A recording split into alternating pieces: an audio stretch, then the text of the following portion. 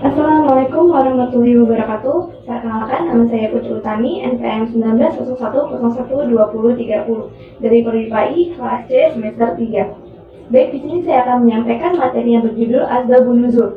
Poin-poin yang akan kita bahas yaitu yang pertama, pengertian Asbabun Nuzul, cara mengetahui Asbabun Nuzul, ungkapan-ungkapan Asbabun Nuzul, macam-macam Asbabun Nuzul, dan urgensi dari Asbabun Nuzul.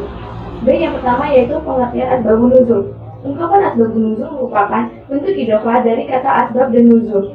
Secara etimologi, Asbabun Nuzul adalah sebab-sebab yang melatar belakangi terjadinya sesuatu. Ungkapan Asbabun Nuzul khusus dipergunakan untuk menyatakan sebab-sebab yang melatar belakangi turunnya Al-Quran.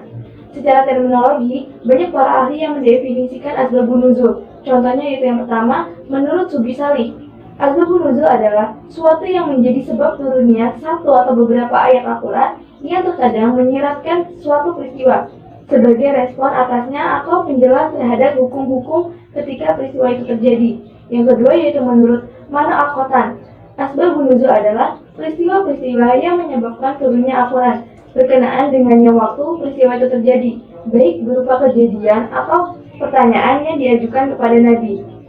Nah, dapat kita simpulkan bahwa Asbabun Nuzul adalah kejadian atau peristiwa yang melatar belakangi turunnya ayat Al-Quran dalam rangka menjawab, menjelaskan, dan menyelesaikan masalah-masalah yang timbul dari kejadian tersebut.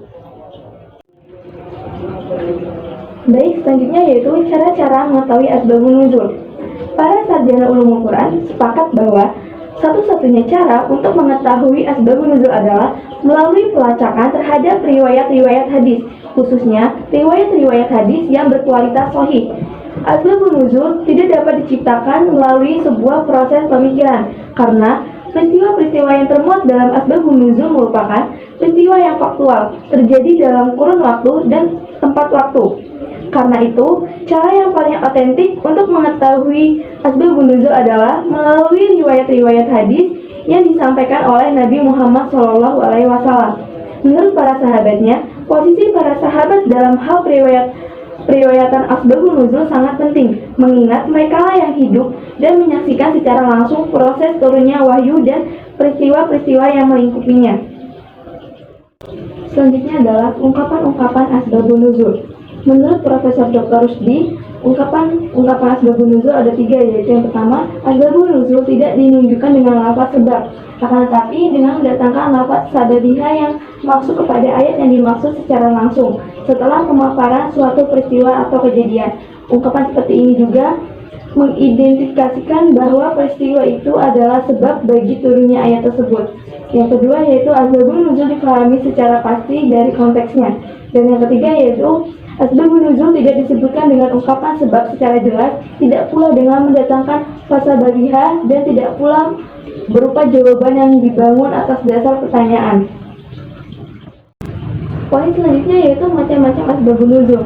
Dari segi jumlah dan ayat yang turun, Asbabun Nuzul dapat dibagi menjadi 2 macam, yaitu yang pertama, Ta'adud al-asbab wa al-nazil wahid, yaitu beberapa sebab yang hanya melatar belakangi turunnya satu ayat atau satu wahyu. Terkadang wahyu turun untuk menanggapi beberapa peristiwa atau sebab. Misalnya, turunnya Quran surat Al-Ikhlas ayat 1-4. Selanjutnya ada Ta'adud an-nazil wa al-asbab wahid, yaitu satu sebab yang melatar belakangi turunnya beberapa ayat. Contoh, Quran surat Ad-Duhan ayat 10, 15, dan 16. Oke, poin yang terakhir yaitu urgensi dari Asbabun Nuzul. Ada 3 urgensi, yaitu yang pertama, sebagian besar riwayat Asbabun Nuzul terdiri dari kisah-kisah, baik yang pendek maupun yang panjang. Kisah-kisah tersebut memberi gambaran kepada penafsir tentang kondisi kaum muslimin di awal permulaan Islam. Yang kedua yaitu riwayat-riwayat Asbabun Nuzul menjelaskan kepada mufasir tentang tempat dan waktu penurunan sebuah ayat Al-Quran. Boleh jadi terdapat sebuah ayat yang dapat dipahami berdasarkan sebuah konteks tertentu, namun tidak dapat dipahami dengan makna yang sama pada konteks lain. Yang ketiga atau yang terakhir yaitu kisah-kisah dalam Asbabun Nuzul juga menjelaskan kepada penafsir kondisi kejiwaan, pemikiran, dan kondisi masyarakat yang menjadi tujuan Al-Quran. Melalui kisah-kisah Asbabun Nuzul, itulah seorang penafsir dapat mengetahui dalam kondisi apa sebab ayat diturunkan. Perang, damai, kalah, menang, senang, susah, iman, kafir, di kota atau di desa, dan lain sebagainya. Itu tadi materi yang bisa saya sampaikan, semoga bermanfaat. Kurang lebihnya saya mohon maaf, kepada Allah saya mohon ampun. Wassalamualaikum warahmatullahi wabarakatuh.